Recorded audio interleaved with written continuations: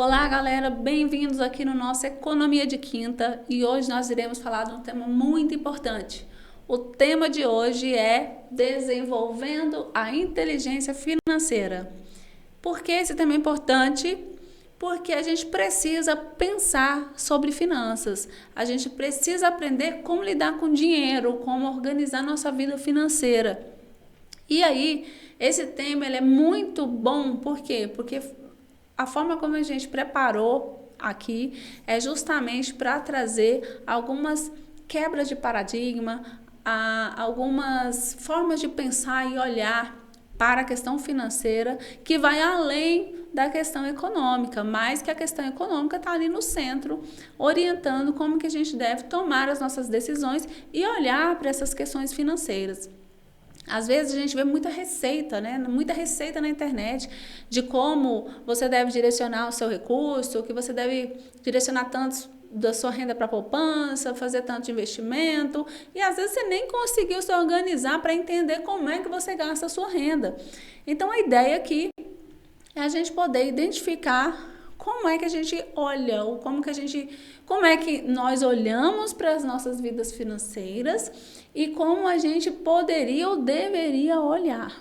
Então, desenvolvendo a inteligência financeira é o tema de hoje do nosso Economia de Quinta. Vamos lá. Antes de entrar especificamente no tema de desenvolver a inteligência financeira, eu trouxe aqui para vocês alguns dados que são bastante relevantes. Quais são esses dados? Tem uma pesquisa que foi realizada pelo Serasa agora no mês de julho de 2024, é uma pesquisa bem recente, e nela foi identificado que 72 milhões de brasileiros encontram-se em situação de inadimplência. O que é esse negócio de inadimplência?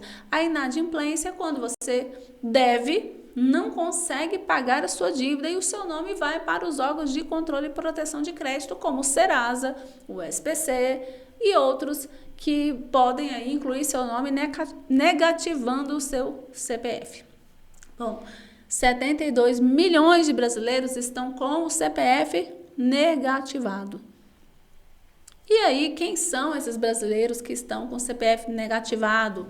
Qual é o percentual da população? Como é que está estratificado isso? De acordo com essa pesquisa, as pessoas, dentre essas devedoras inadimplentes, aquelas que têm entre 41 e 60 anos é o maior grupo da população que está com nome restrito. Então, pessoas entre 41 e 60 anos, 35% das pessoas endividadas têm essa idade, entre 41 e 60 anos. E pessoas em idade produtiva e caminhando para o período da aposentadoria, por exemplo. E estão endividadas. 35% desse grupo é um grupo inadimplente hoje, com nome restrito. O segundo grupo é aquelas pessoas que têm entre 26 e 40 anos. Então, pessoas entre 26 e 40 anos têm, no total dos devedores, 34% desses devedores inadimplentes têm entre 26 e 40 anos. Pessoas aí na sua máxima idade produtiva. E vem aí um terceiro grupo, que é o grupo dos idosos. As pessoas acima de 60 anos que se encontram endividadas, 18,9% delas são pessoas que têm mais de 60 anos. Pessoas que já estão no período aí, muitos já aposentados e que estão com o nome negativado por conta de dívidas.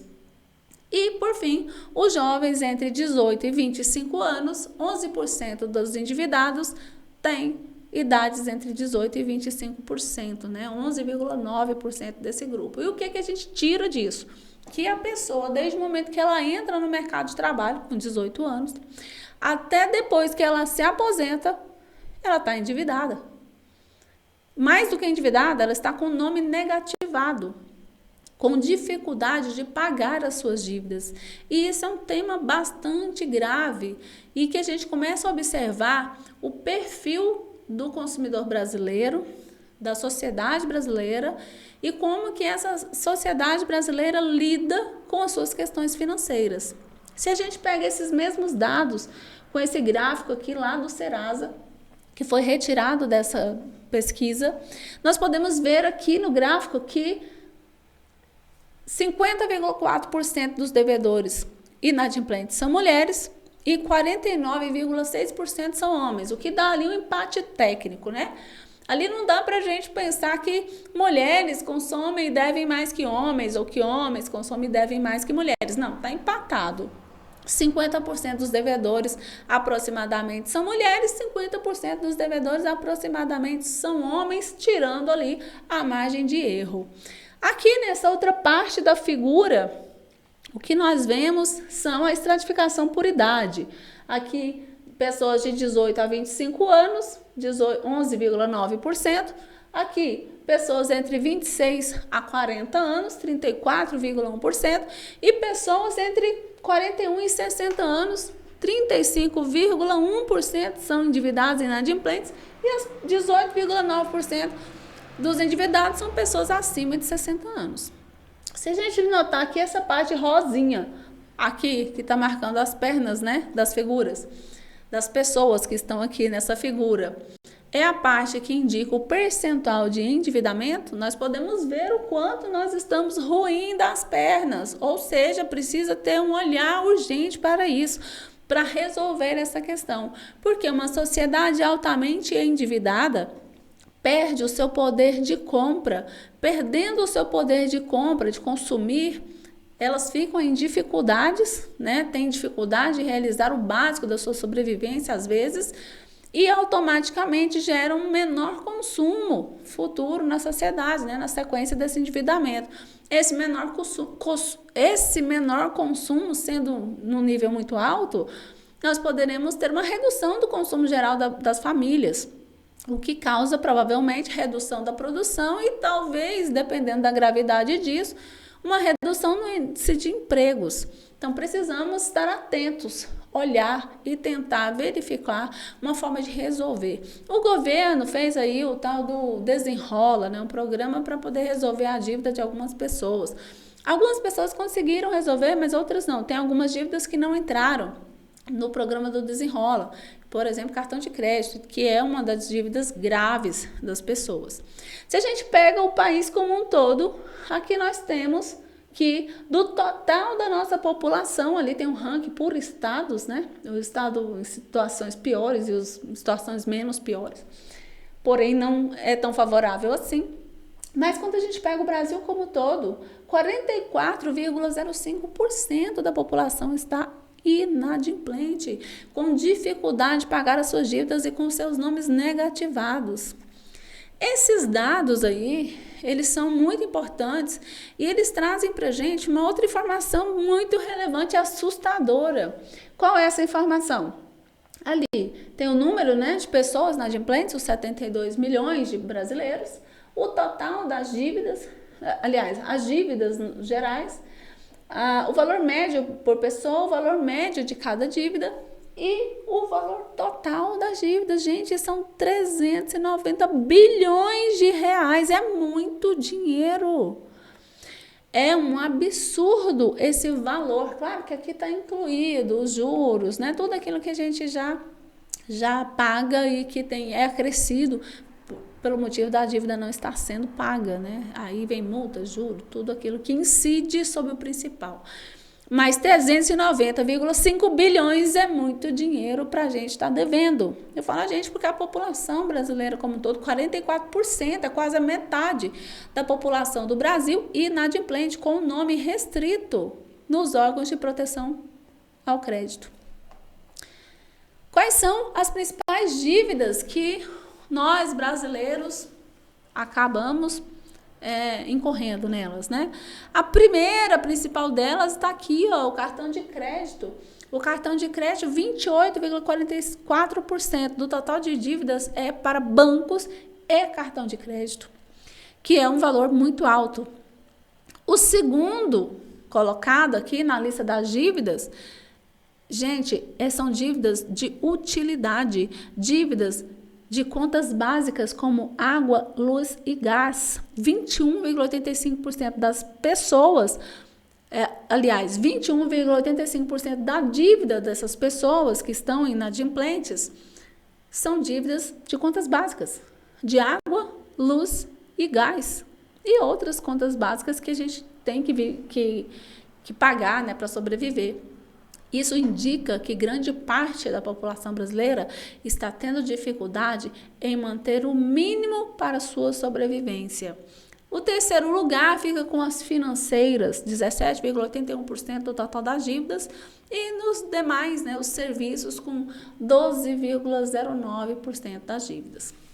Então, esse é o retrato do endividamento e da inadimplência no Brasil agora em julho de 2024. Nós estamos vivendo esse momento, que é um momento que não é interessante, né?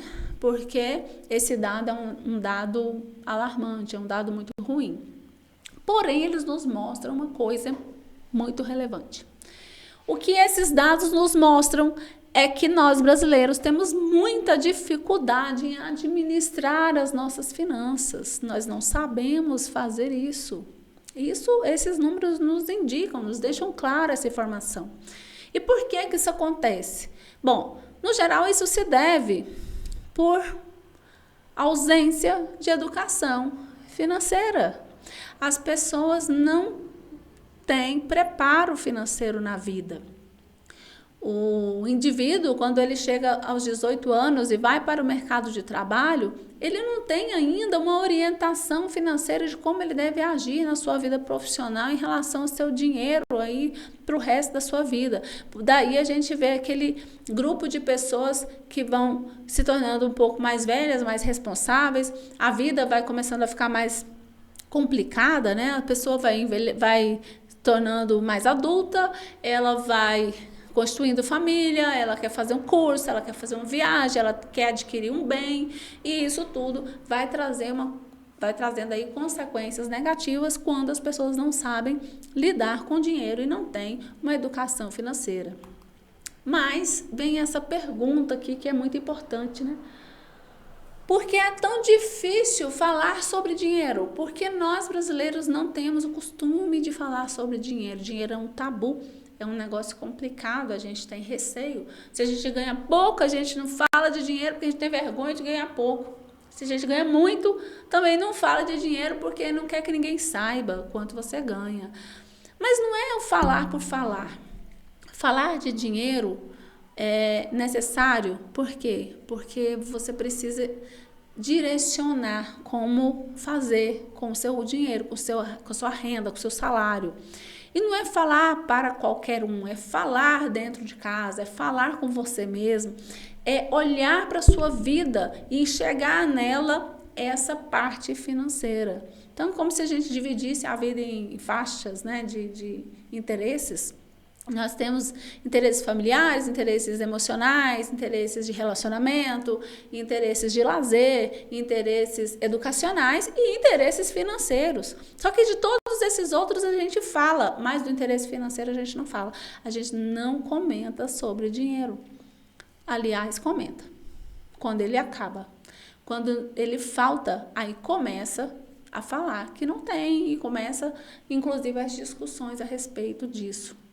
Então, esse é um fato que deve sempre estar aí no radar, né, dos brasileiros, que é falar sobre dinheiro, comentar sobre esse item que faz parte da nossa vida, do nosso dia a dia, o tempo todo. Então, se a gente não fala sobre dinheiro, aquilo que a gente não fala é como se não existisse. A gente vive como se o dinheiro não existisse. E tem um detalhe, né? Antes a gente ainda tinha um processo de pegar o dinheiro, né, físico. Você pegava uma nota de R$100, uma nota de R$50, uma nota de 10, uma de 20, eu não sei, uma de 5. Mas você pegava a nota do dinheiro e agora a gente não pega mais. Foi se modernizando os meios de pagamento, né, através de transferências bancárias, caixas eletrônicos, utilização dos internet banking, internet no geral, e agora a gente tem inclusive o Pix, né? Cartão de crédito passou, né? Ainda tem isso, e chegamos no Pix. No Pix e nas transferências financeiras todas feitas pela internet. Isso traz uma questão grave. nós não vemos mais dinheiro, a gente só vê um número na tela. E também não temos que andar até o banco para sacar, para preencher um cheque, para fazer essa parte toda que antes era feita de forma mais manual, vamos dizer assim, né, analógica, e agora é tudo digital. O fato de ser digital leva a uma consequência de a gente não ver o dinheiro, a gente só vê o número. E às vezes isso passa desapercebido no sentido de que a gente não controla aquele número. Quando era o dinheiro, você contava na sua mão, você sabia que você tinha que desembolsar. Quando é só ali no celular ou no computador, às vezes passa batido. Você passa o cartão de crédito e simplesmente, ok, no mês que vem você tem que pagar a fatura, mas você já esqueceu, você vai fazer uma nova dívida. E assim vai indo, né? Antes a gente tinha que levantar e ir até a loja para fazer a compra, escolher o produto e levar para casa. Agora a gente não faz mais isso. A gente simplesmente pega o celular, abre ali uma plataforma ou o site de alguma loja e realiza a compra. Ou, às vezes isso chega para a gente na forma de uma oferta através do marketing digital e você simplesmente compra. E compra sem ver o dinheiro e sem ver o produto, né? A não ser através de um vídeo ou de uma foto. Isso acelerou muito o consumo e o consumo irracional, o consumo sem pensar na real necessidade de ter ou de adquirir aquele produto. Então, a gente vive num mundo como se o dinheiro não existisse porque a gente nem fala sobre ele. Só que o fato dele não ser comentado, o fato da gente não pensar sobre ele, traz um silêncio. E esse silêncio gera fantasmas. E esses fantasmas são problemas que nos assombram. Por que são fantasmas e por que é que são problemas que nos assombram? Porque a gente não dorme à noite quando está endividado, a gente não come direito, a gente não trabalha direito, a gente tem crises de ansiedade, crises de pânico, desespero e não consegue pensar direito para solucionar o problema simplesmente porque existe um fantasma que se chama falta de dinheiro que foi gerada por uma série de decisões erradas, por uma série de atitudes e atos que não correspondem com um planejamento financeiro adequado, pela ausência da educação financeira, pela falta de falar sobre dinheiro, que traz esses fantasmas para a nossa vida. E é sobre isso que a gente precisa falar. Nós precisamos falar sobre dinheiro. Nós precisamos planejar como direcionar o nosso recurso, a nossa renda. Então, esse fato gera uma situação em que muitas pessoas têm uma relação confusa com o dinheiro, né? O dinheiro é bom, é ótimo, é maravilhoso, porém, quando ele chega é um transtorno, porque ele chega e vai embora e você nem viu. E aí parece que você trabalhou e não fez nada. Há uma sensação de perda, inclusive de identidade do trabalho, porque você vai, troca o seu tempo por dinheiro, você recebe o seu salário, mas aquele salário não dá para você passar o mês. Isso gera uma crise de identidade, uma situação de confusão mental e de não saber, de fato, que direção tomar e como melhorar as suas decisões. E é preciso parar e olhar para a sua vida financeira e identificar como é que você está tomando suas decisões, como que a sua vida financeira está sendo direcionada, ou se você nem está direcionando nada, né? Às vezes está só deixando rolar. Porém, não seria genial se a gente não pudesse, né, não ter que se preocupar com dinheiro? Porém, não seria genial se a gente não tivesse que se preocupar com dinheiro? Simplesmente pudesse viver, comprar tudo que a gente gosta, tudo que a gente quer, fazer as melhores viagens, trabalhar porque quer e não porque precisa. Seria ótimo, porém não é assim. Infelizmente não é assim.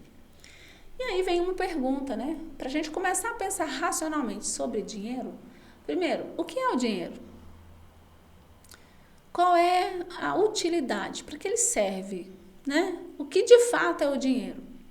Se a gente retomar um tempo atrás, dinheiro ele nem existia.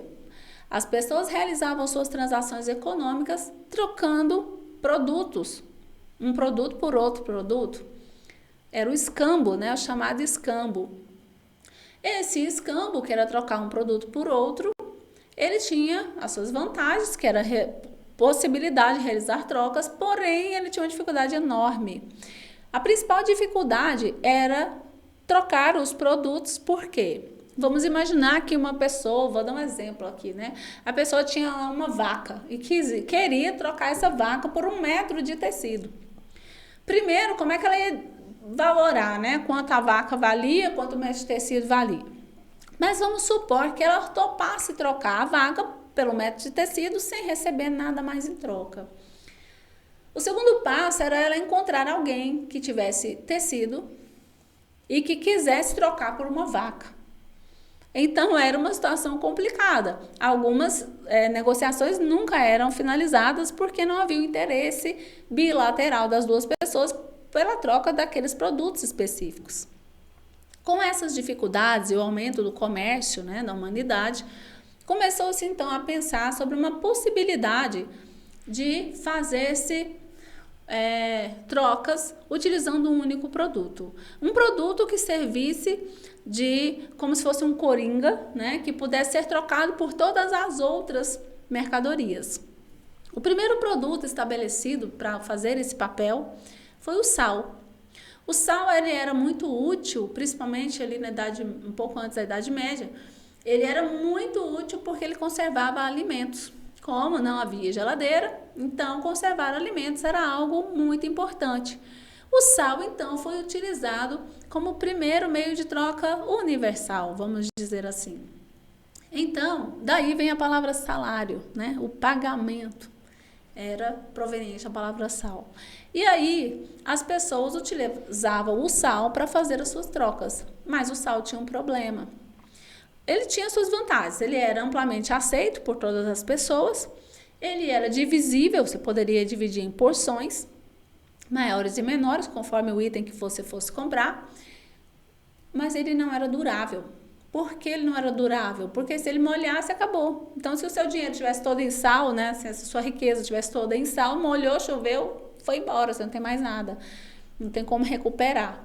Através disso, né, da identificação dessa dificuldade, então as pessoas começaram a pensar numa outra forma, num outro tipo de produto que pudesse substituir o sal. Eles já sabiam que o produto deveria ter ampla aceitação, que deveria ser um produto que pudesse ser dividido em porções e que também fosse durável. Analisando essas exigências para o produto que fosse servir como meio de troca universal, então eles descobriram que os metais tinham essas características e principalmente aqueles metais que eram mais difíceis de se encontrar, porque isso gerava uma necessidade e uma dificuldade em obtê-lo e gerava valor. O fato de não ser fácil tornava o metal mais caro. Então, os principais metais utilizados para essas trocas foram justamente o ouro e a prata. Tiveram outros metais, como o cobre utilizado também, mas inicialmente os principais eram ouro e prata.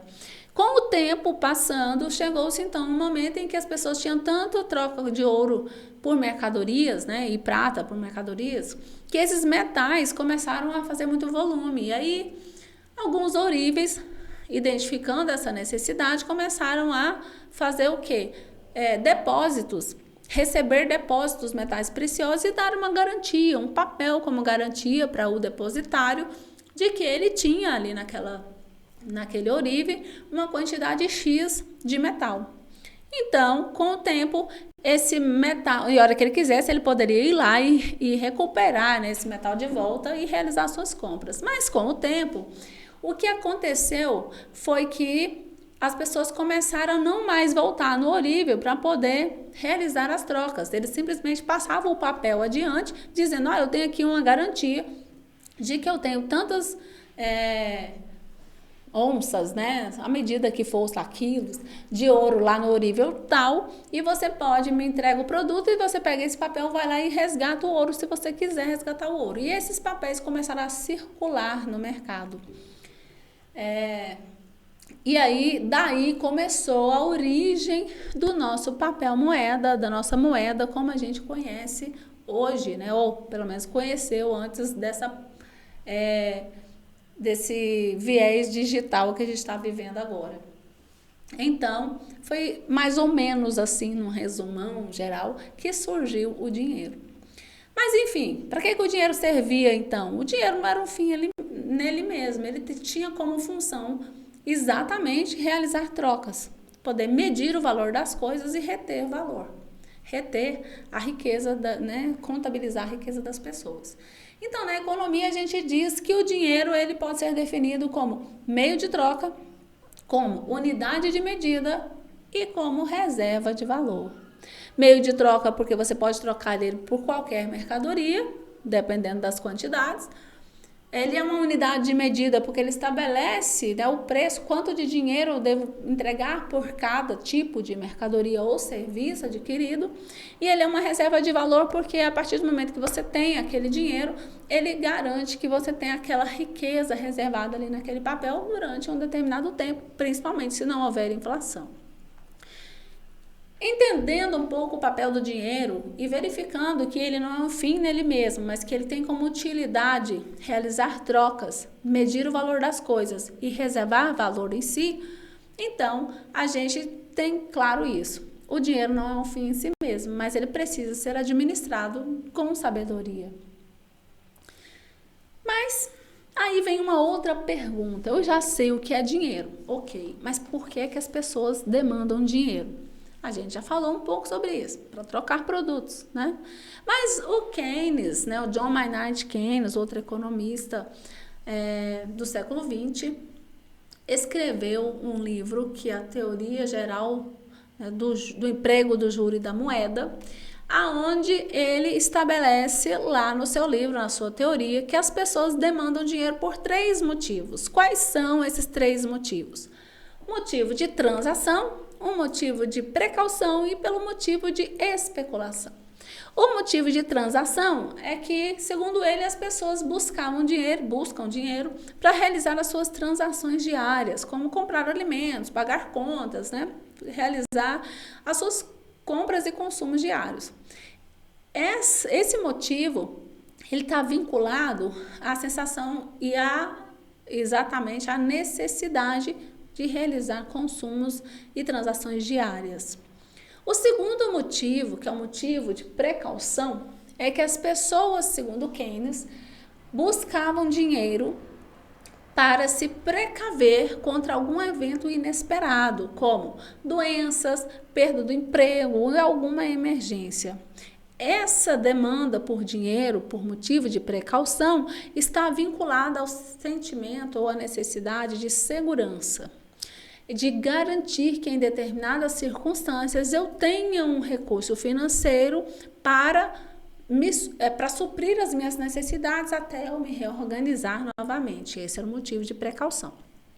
O terceiro motivo, que é o motivo especulação, é quando as pessoas demandam dinheiro para realizar investimentos, obtendo então lucros futuros, e está vinculado à expectativa futura das pessoas.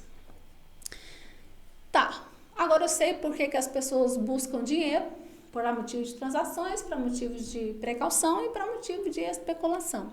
Mas como que elas usam isso no dia a dia? Quando você recebe seu salário, como é que você divide ele? O normal é que as pessoas dividam as suas rendas entre consumo e poupança.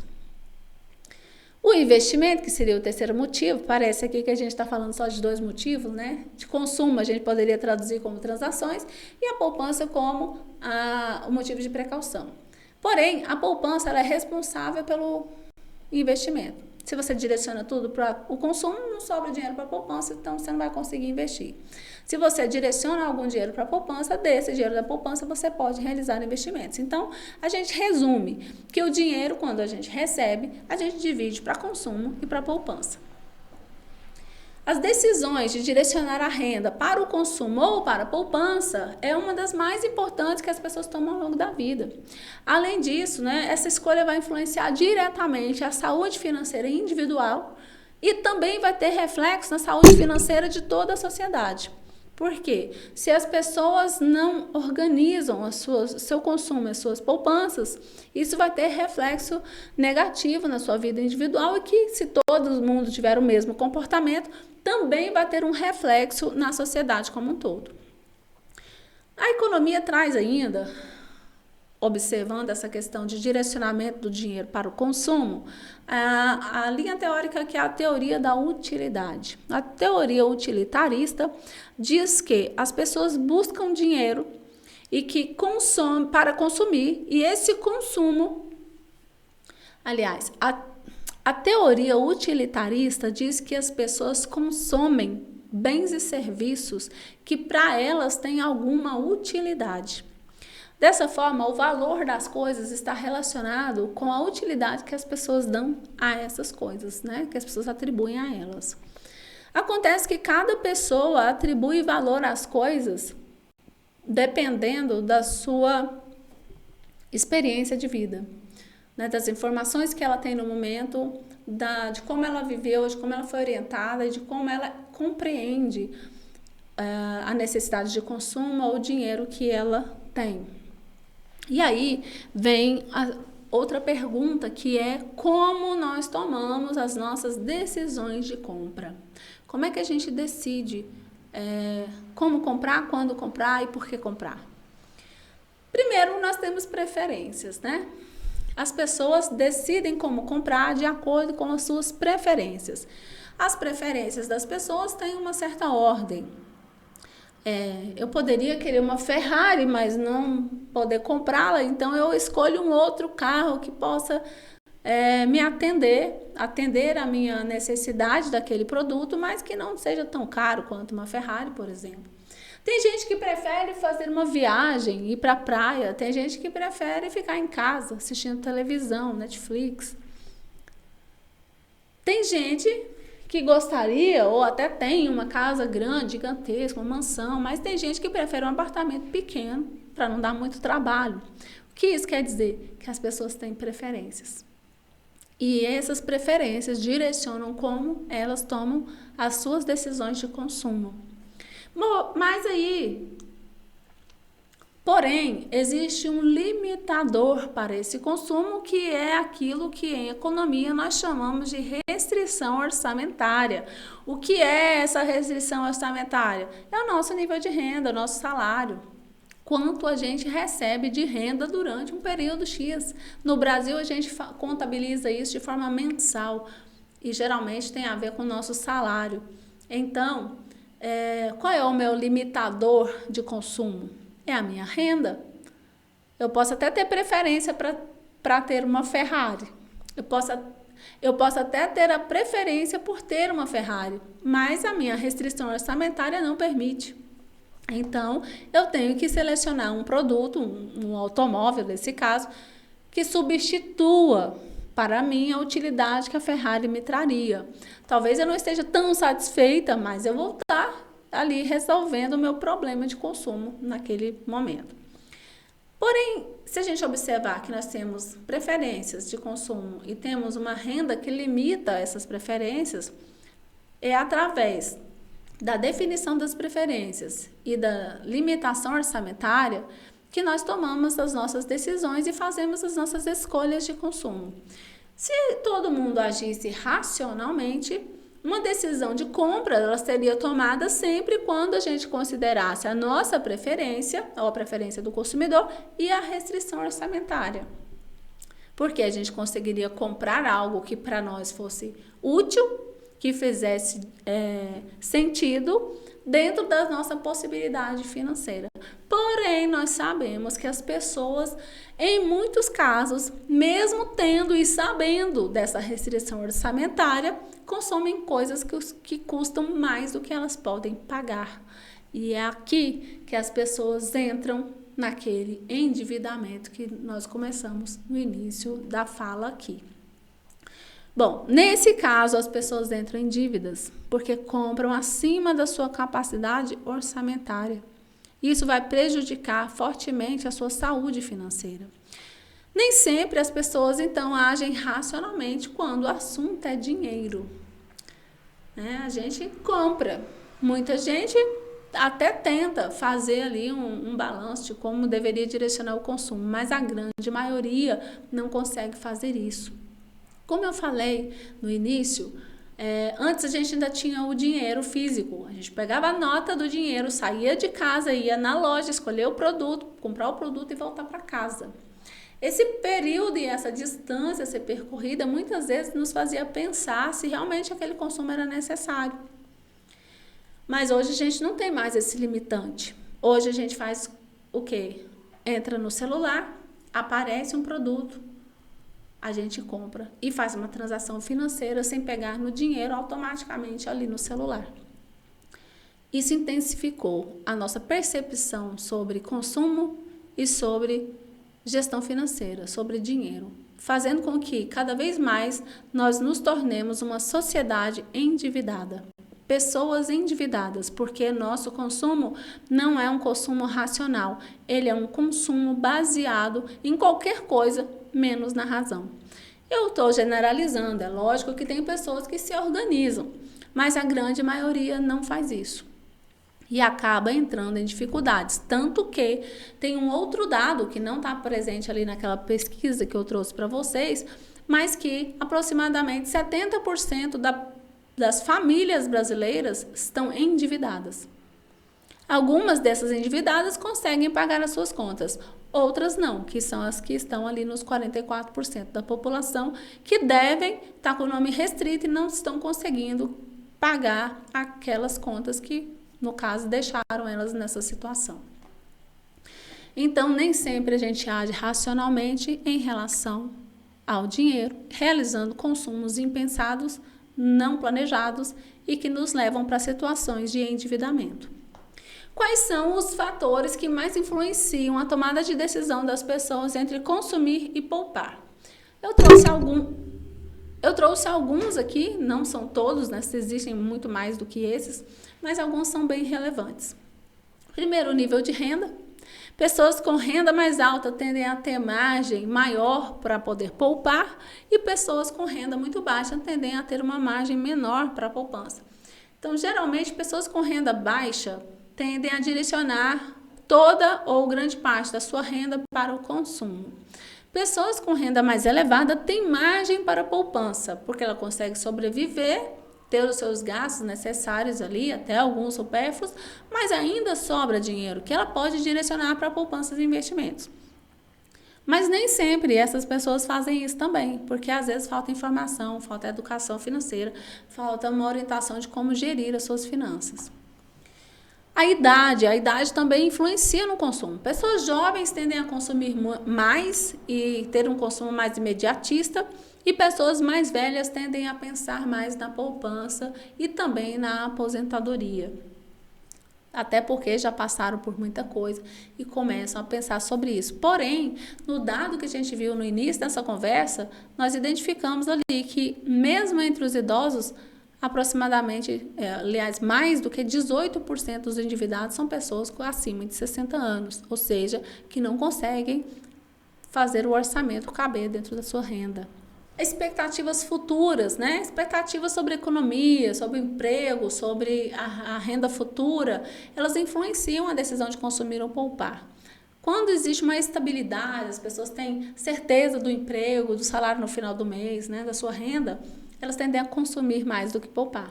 As pessoas, quando estão em situação de incerteza, elas costumam direcionar um pouco mais para a poupança.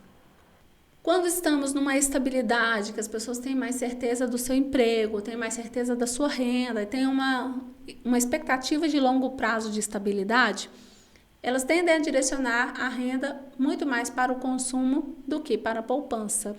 Quando nós estamos passando por uma situação de incerteza, com altos índices de preço, altas taxas de juros, oscilações econômicas e insegurança em relação ao emprego e à garantia da renda, as pessoas tendem a reduzir mais o consumo e a poupar um pouco mais. Então, as expectativas futuras intensificam o comportamento também entre a poupança e o consumo, conforme for aquilo que as pessoas esperam do futuro. As taxas de juros também influenciam o consumo. Taxas de juros mais altas reduzem o consumo e direcionam mais dinheiro para a poupança.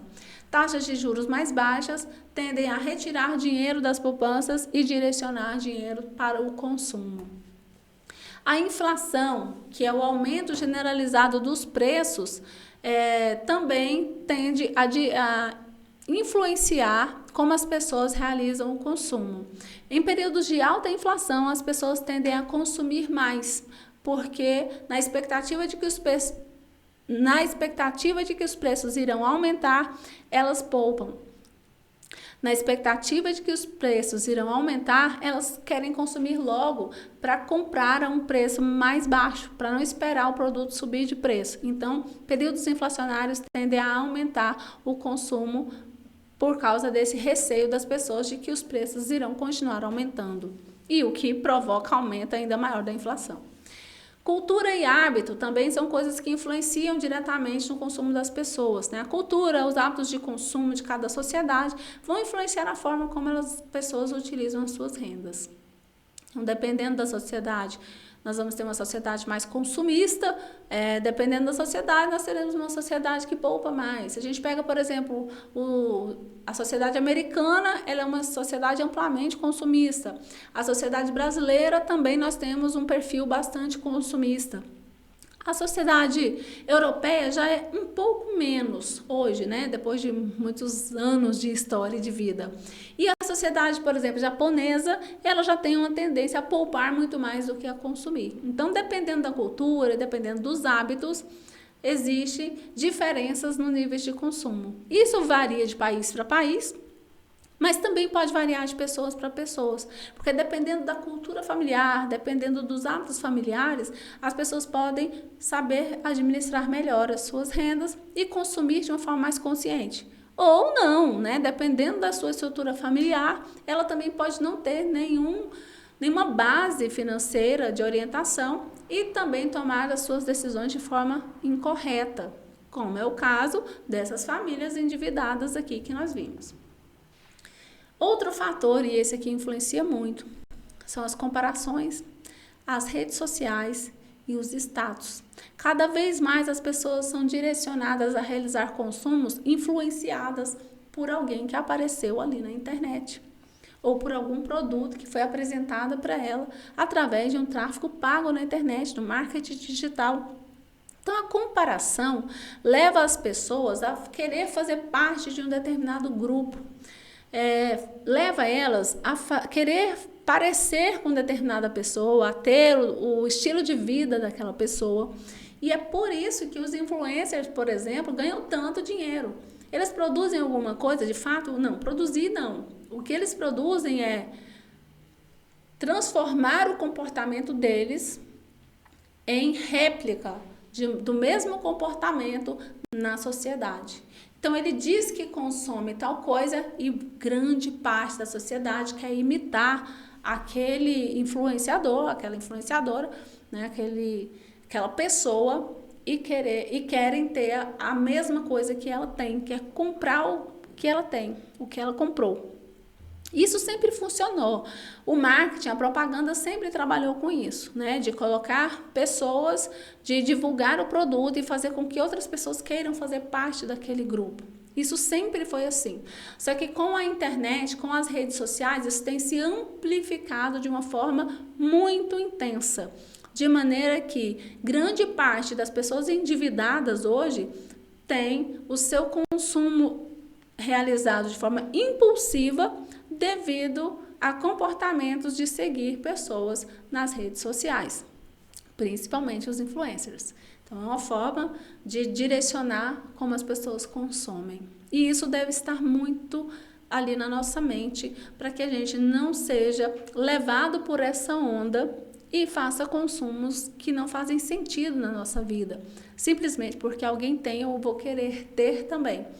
Quando a gente não pensa de forma racional sobre o dinheiro, isso tende a se tornar cada vez mais constante na nossa vida, prejudicando a nossa saúde financeira. Objetivos financeiros também têm uma influência sobre a nossa poupança e o nosso consumo, porque esses objetivos financeiros nos influenciam de forma positiva. Quando eu estabeleço um objetivo claro, como por exemplo, comprar um imóvel, fazer uma viagem, ou garantir uma aposentadoria, por exemplo, ou sei lá, fazer um curso superior, fazer algo que tenha um objetivo e um direcionamento de renda maior, a gente tende a direcionar o nosso recurso financeiro para atender aquele objetivo. Ou seja, a gente direciona dinheiro para a poupança, para poder realizar aquele objetivo financeiro, certo? Mas quando a gente não tem, a gente não pensa nisso e a gente realiza consumos imediatos que não tem muita representatividade no longo prazo da nossa vida, mas que satisfaz o nosso desejo momentâneo. E aí a gente não consegue nunca juntar dinheiro. Então, como ter o controle das finanças, considerando tudo isso que nós vimos aqui até agora, né? Como é que a gente pode controlar as nossas finanças? Primeira coisa é conhecer a si mesmo. Sem conhecer você mesmo, como você se comporta, como você pensa, como você age perante as situações, como, por exemplo, perante as fotos lindas dos influencers nas redes sociais, como você reage àquilo que chega para você em forma de oferta de produto que às vezes você nem precisa, mas você vai lá e compra. Saber como você se comporta é um grande passo para você começar a organizar a sua vida financeira e a desenvolver a sua inteligência financeira. O segundo ponto é fazer um diagnóstico financeiro. Então é interessante que a gente busque fazer uma análise da nossa situação atual. Como é essa análise? Primeiro, identificar qual é o meu patrimônio, né? Busque identificar qual é o seu patrimônio. Como que você vai identificar qual é o seu patrimônio? Você vai fazer uma lista de todos os seus ativos. Ativos na contabilidade é um termo utilizado.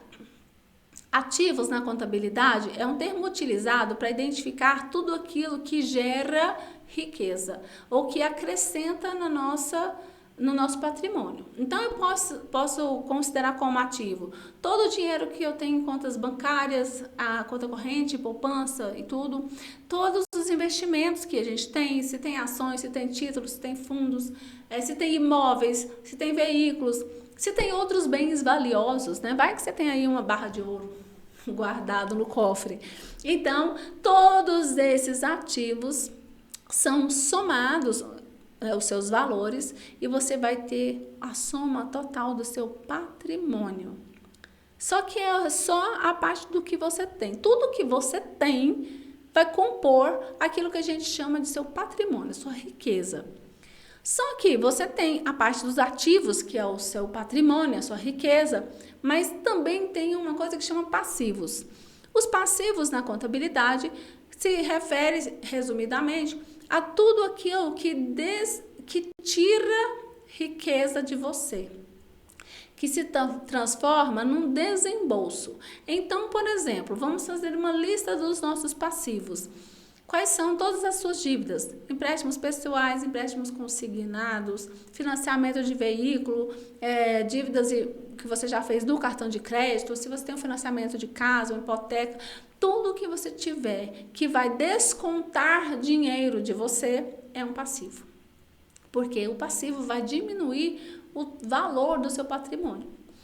O que você vai fazer então? O que você vai fazer a partir do momento que você tiver listado todos os seus ativos, soma o valor total deles, lista todos os seus passivos, soma o valor total deles, desconta dos ativos o valor do passivo, que é aquilo que vai tirar os seus recursos. Se o resultado final disso, que a gente vai chamar aqui de patrimônio líquido, for positivo, ótimo, você tem mais riqueza do que despesas. Então, você tem um patrimônio líquido positivo, e isso é bom. Agora, resta você saber se esse patrimônio líquido está alto, né, ou baixo. Se você tem um patrimônio representativo e que quando você pagar todos os seus passivos, você vai continuar com um patrimônio bom, ou se você tem um patrimônio líquido muito baixo que merece ali uma atenção para identificar como resolver isso, ou se você está no negativo, que daí é o pior, né? Você dever mais do que você tem de patrimônio. Isso faz com que você esteja numa situação muito crítica e é urgente e necessário que você pare e olhe para a sua vida financeira e comece a fazer, então, esse diagnóstico, identifique a sua situação para, a partir daí, elaborar um plano para sair disso e solucionar os seus problemas. O terceiro passo é elaborar um orçamento. Esse orçamento é um acompanhamento dos seus gastos e das suas receitas para você entender de onde seu dinheiro vem e para onde o seu dinheiro vai e identificar oportunidades de poupar ou de reduzir seus gastos. Então, você vai fazer como? Você vai fazer uma tabela, você vai anotar no caderno, você vai ter um aplicativo que você vai baixar aí na internet, tem vários gratuitos, onde você vai registrar ali todas as suas receitas, as suas entradas e todas as suas despesas. E de que forma, né? Primeiro, você vai identificar a sua renda. Vai listar todas as fontes de renda que você tem. Por exemplo, seu salário, rendimento de investimento, sei lá, talvez pensão, qualquer coisa que você receba durante o mês. Faça essa lista de qual é o seu total de entradas de dinheiro na sua conta, né, na sua vida. E aí você tem o total da sua renda. Você pode fazer isso de forma mensal, considerando que no Brasil a gente contabiliza o salário mensal, né? No segundo momento, você ainda na tabela vai ter uma coluna dessa tabela, ou vai ter algumas linhas ali embaixo, você vai selecionar como você vai fazer, que vai ser a categorização das suas despesas. Você vai dividir ali as suas despesas em despesas fixas e despesas variáveis. As despesas fixas são aquelas que você não pode mudar, como, por exemplo, aluguel, água, luz, gás. Como é que você fica sem isso? Não tem jeito. Então, essas são as suas despesas fixas, transporte também. As suas despesas variáveis vão entrar aquelas despesas que vão variar ao longo do mês, né? Por exemplo, lazer, consumos extras que você tenha durante o mês, uma viagem em algum momento. Essas despesas são variáveis. Os alimentos, você pode classificar ele nos dois pontos, tanto uma parte fixa como uma parte variável. Como assim? Tem uma parte que a gente gasta todo mês no supermercado e ela é meio que fixa. Então, você estabelece uma meta ali de gasto fixo mensal e identifica quanto que você pode, tá gastando no mês no supermercado, por exemplo, que são as nossas compras básicas para manutenção da nossa casa, da nossa vida. E o que for extra, como um lanche, almoço fora de casa, você coloca como despesa variável. Porque na despesa fixa você não pode mexer, você tem que gastar aquilo todo mês, porque mantém a sua sobrevivência. A despesa variável são coisas que você pode abrir mão. Por isso que a gente faz essa categorização das despesas para identificar aonde a gente pode fazer os ajustes. Geralmente os ajustes são feitos por parte das despesas variáveis, a não ser que lá na despesa fixa, por exemplo, você paga um aluguel muito caro, mas para resolver a sua vida financeira você precisa então mudar de residência e pagar um aluguel um pouco mais barato. Então você precisa identificar onde você pode mudar. Onde você pode reduzir seus gastos se você, especialmente, estiver numa situação em que as suas receitas estiverem menores do que as suas despesas. Fazendo essa lista, esse orçamento, você consegue identificar para onde está indo o seu dinheiro. Por exemplo, a maior parte do seu dinheiro está sendo gasta com a despesa fixa? Ou será que está sendo gasto com as despesas variáveis? Às vezes você pode se surpreender e achar que o seu gasto maior é com as suas despesas do dia a dia, fixas da sua casa. E quando você fizer a contabilidade disso, fizer o orçamento, você pode chegar a identificar que as suas despesas variáveis são maiores do que as despesas fixas. E aí você começa a ter margem de manobra para poder ajustar o seu orçamento. Feito isso, você sabe agora de onde vem sua receita e para onde vai o seu dinheiro. Então, você vai pensar agora sobre o estabelecimento de uma reserva de emergência. O que é uma reserva de emergência? Bom, quando você recebe o seu dinheiro, reserve uma parte desse dinheiro para poupar, para guardar para uma situação emergencial. Qual é o valor dessa reserva? Não tem um valor exatamente fixo, mas ele deve ser um percentual do seu salário ou um valor específico ali que você vai direcionar para compor a sua reserva de emergência. O total dessa reserva, o ideal é que ela varie entre 3 e 6 meses do somatório do seu gasto mensal.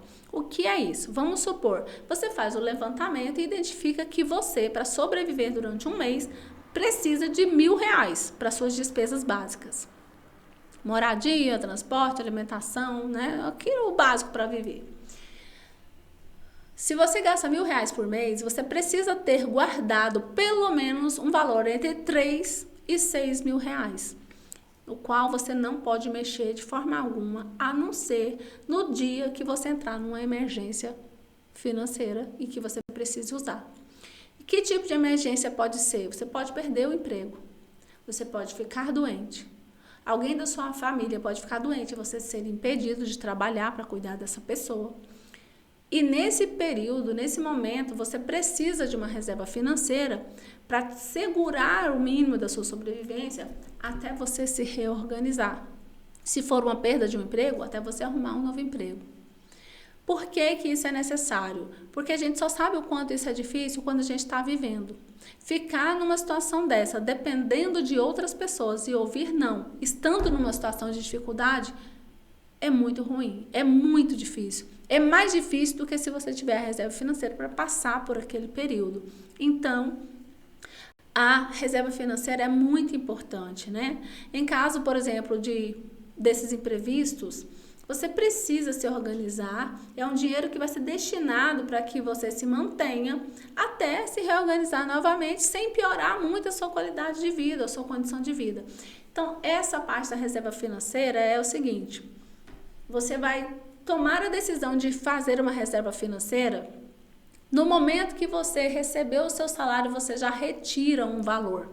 Alguns economistas, alguns orientadores financeiros aí, indicam que você deve retirar entre 20% e 30%, às vezes até 40% da sua renda para formar a sua reserva financeira e direcionar também para investimentos. O que eu falo é o seguinte: não faça nada que vá agredir a sua integridade emocional, porque senão você não consegue manter a constância.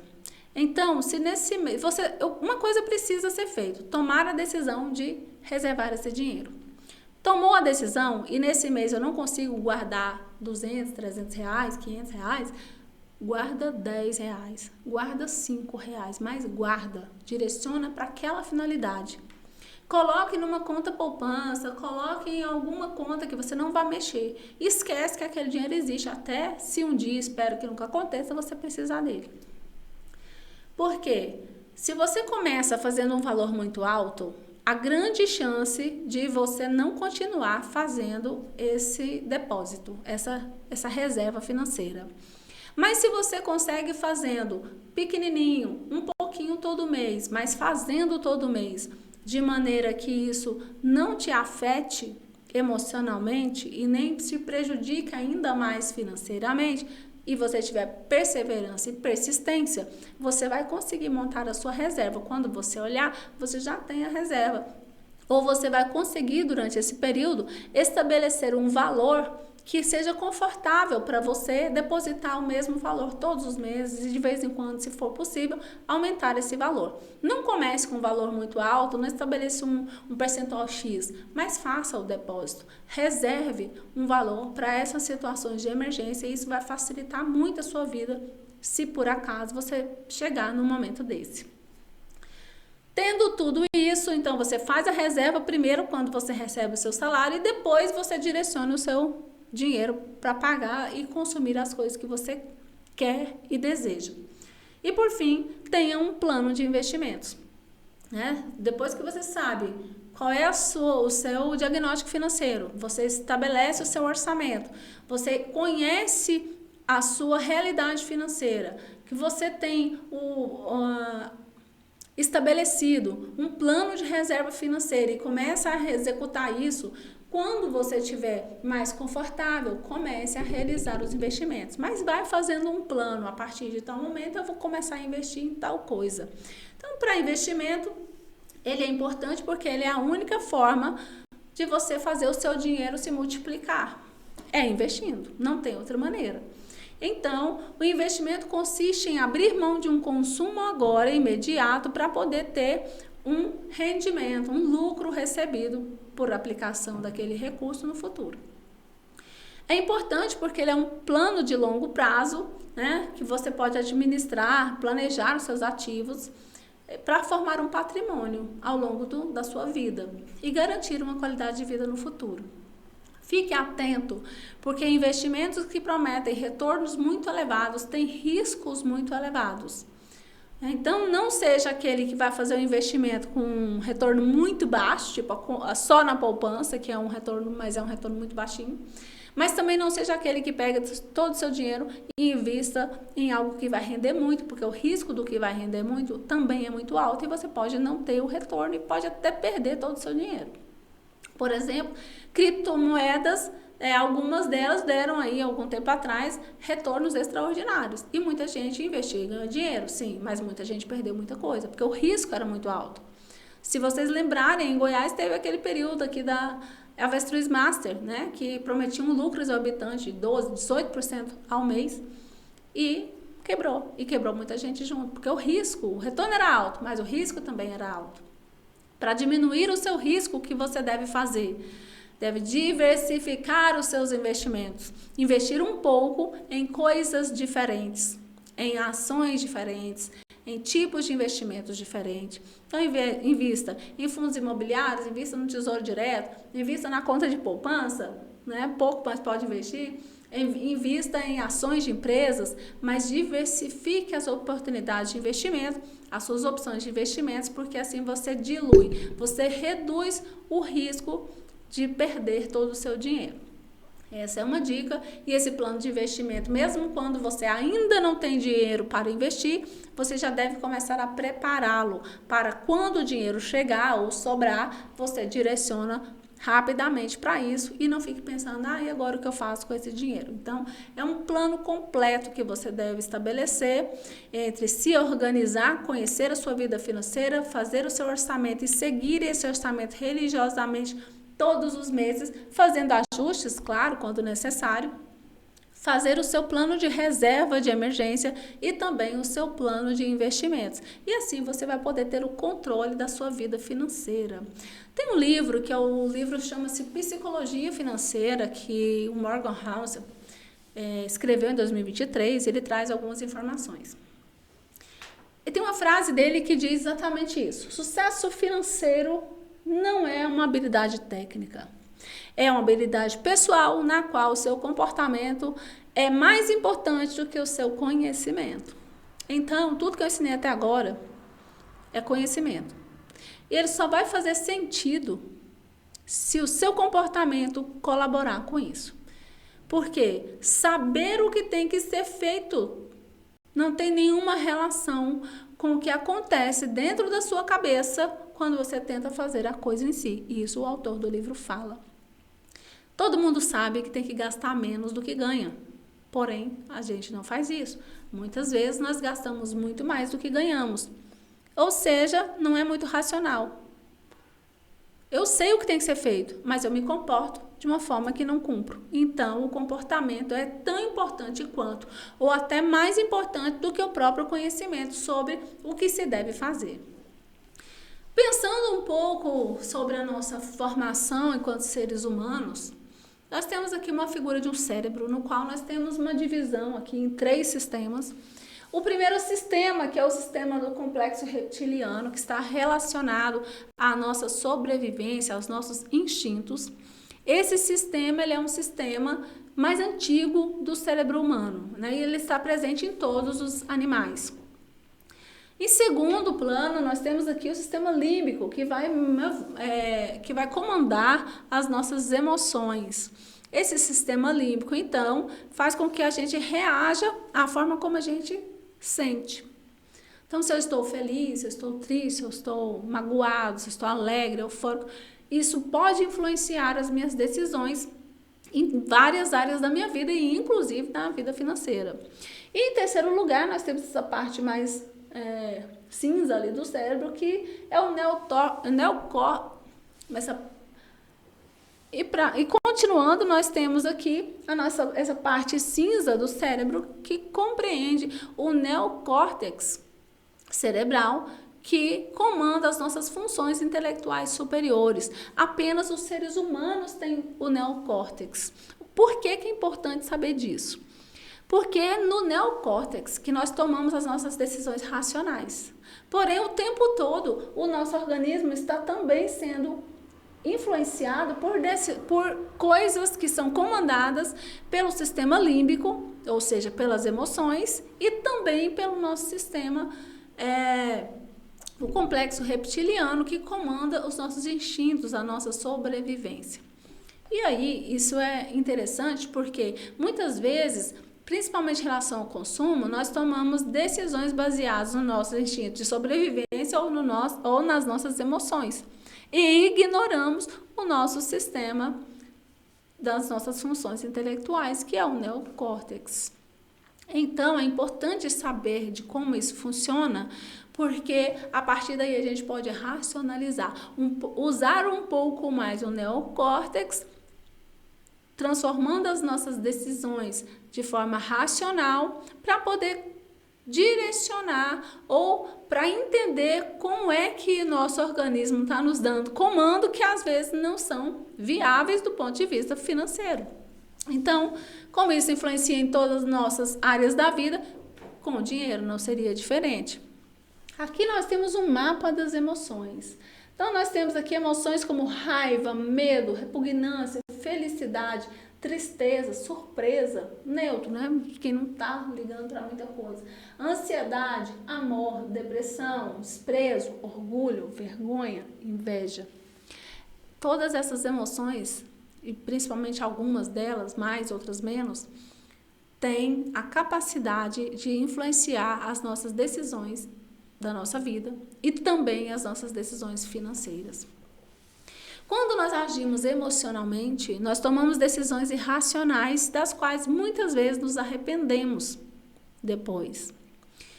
Sentimentos como raiva, ansiedade, medo, tristeza, orgulho, vergonha e vários outros sentimentos, muitas vezes são responsáveis por decisões erradas de consumo.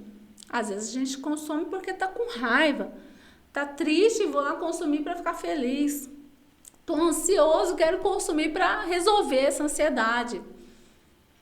Estou com orgulho, eu vou consumir para não ficar por baixo. Então a gente toma decisões de consumo com base em coisas absurdas, menos na lógica.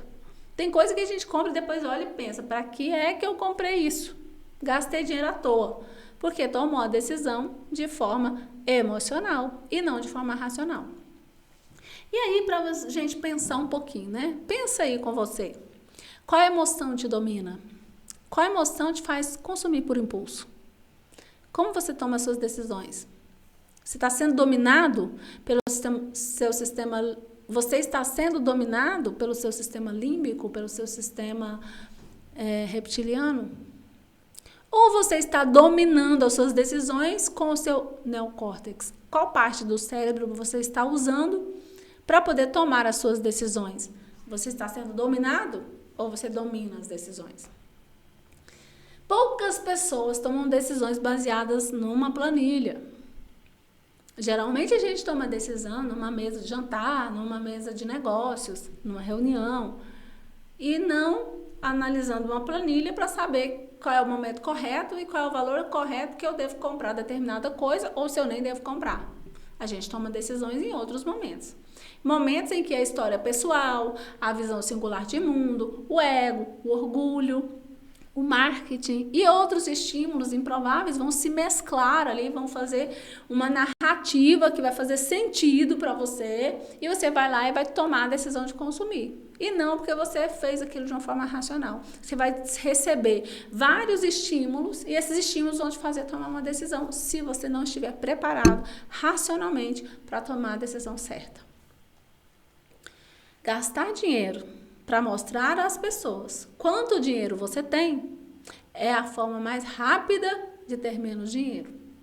E aí, essa informação ela é bastante interessante porque muitas vezes a gente gasta o dinheiro só para mostrar para o outro, ou para não passar vergonha, ou para não ficar por baixo, para que o outro não pense que nós não temos dinheiro.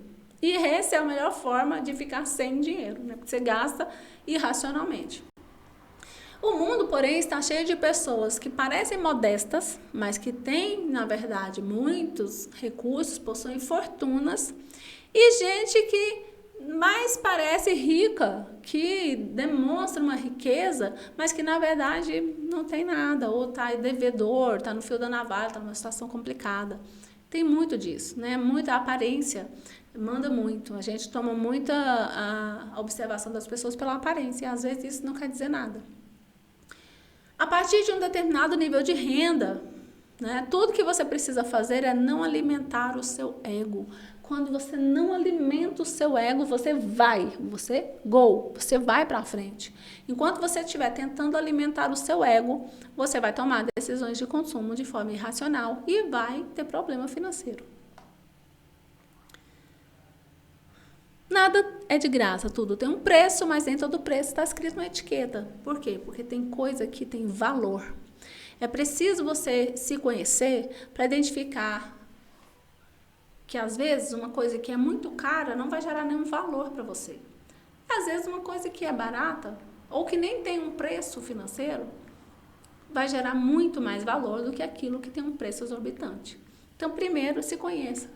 Porque valor é melhor do que preço. Agora você precisa identificar o que para você é valoroso e o que para você não é valoroso. Assim você toma decisões mais acertadas. Dentro disso, nós temos alguns perfis que têm mau relacionamento com o dinheiro. E aí trazendo, né, também informações de um outro livro que fala sobre isso, que é o Mindset Financeiro. Ele vai falar sobre alguns perfis. Traz aqui o piromaníaco, o desprendido, o neurótico, a formiguinha e a nuvem do não saber. O piromaníaco é aquela pessoa que quer torrar todo o dinheiro, né? Ali era a ideia de pôr fogo, acabar logo. Porque há uma expectativa na pessoa de que o dinheiro vai acabar se ele não gastar. Então ele acelera o consumo e quando veio o dinheiro já foi embora. O desprendido é aquela pessoa mão aberta, que não tá nem aí para muita coisa, que paga tudo para todo mundo, que tá tudo bem. E quando vê também não tem mais dinheiro. O neurótico pela pobreza é aquela pessoa que tem ações que afastam o dinheiro, né? Às vezes é um não merecimento, é um comportamento que não deixa com que o dinheiro chegue até ele. A formiguinha é o contrário do exemplo da historinha infantil, na qual a formiga é uma criatura responsável que trabalha durante o verão para ter alimento no inverno. Nesse caso, o exemplo do livro é dado como se um ser acumulador. O indivíduo que só acumula. Ele é avarento, ele não vive, ele não aproveita a vida, ele não tem uma vida familiar saudável, ele não tem uma vida social saudável, ele não tem uma vida de conforto porque ele só guarda dinheiro. Essa pessoa também tem uma relação ruim com o dinheiro, porque ela só junta. É o dinheiro por ele mesmo. E isso não faz sentido. E por último, o que ele chama de nuvem de não saber é aquela pessoa que fala, eu não sei lidar com dinheiro e também não busca aprender, né? Eu não sei lidar com dinheiro, eu não entendo nada de finanças, eu não sei mexer com banco, nem com aplicativo, eu não sei mexer com isso. Então, o fulano ou a fulana faz por mim. Essa pessoa vai sempre ficar na dependência da decisão do outro, e isso pode trazer prejuízo. Haja aí exemplos, por exemplo, como a Ana Hickman, que ficou na mão do marido que fazia a gestão de todo o dinheiro dela e deu no que deu, né? Então, assim, é uma situação de risco. Pode acontecer tanto com mulheres quanto com homens. Pode ser na vida familiar, meu filho cuida do meu dinheiro, ou então, não, minha mãe ou meu pai cuida do meu dinheiro, ou então, eu não sei mexer, meu irmão que cuida, alguém cuida. Mas a pessoa mesmo não tem ideia do que acontece. Essa pessoa é refém das decisões de outra pessoa e pode ter o seu patrimônio, o seu dinheiro comprometido, porque a outra pessoa, ela só está tomando decisões de uma coisa que não é dela. Então, para ela tem um outro peso, uma outra referência. E aí, às vezes, toma decisões erradas porque quem é o dono não se interessa, não se envolve. Então, essas pessoas, esses perfis, eles têm uma tendência a ter uma relação ruim com o dinheiro e a ter prejuízos. Então, como obter o controle financeiro da nossa vida, sabendo de tudo isso? Primeiro, conhecer a si mesmo, né? Saber como você se comporta em relação às suas decisões financeiras. Você se comporta com base nas suas emoções, com base no seu instinto de sobrevivência, ou você se comporta com base numa situação racional em que você analisa as suas decisões, o que você tem, como você pode direcionar e qual seria a melhor decisão a tomar. Então, quem é você? Tem que se conhecer para poder identificar como você reage em relação a isso. O segundo ponto é como você se relaciona, né, em relação ao consumo. Você consome por impulso? Você consome porque é influenciado por alguém, por algum influencer, alguma pessoa de referência? Você consome porque você é influenciado pelo marketing digital que chega ali na sua tela do seu computador? Como é que você toma as suas decisões de consumo? Saiba disso, se observe. Quando você vai realizar uma compra, é importante você identificar por que você está consumindo. E aí vem a próxima pergunta, né? Ou a próxima orientação. Você tem que saber como as suas emoções interferem nas suas decisões. Como você toma a decisão de consumir? Você consome por impulso? Você é direcionado por alguma emoção?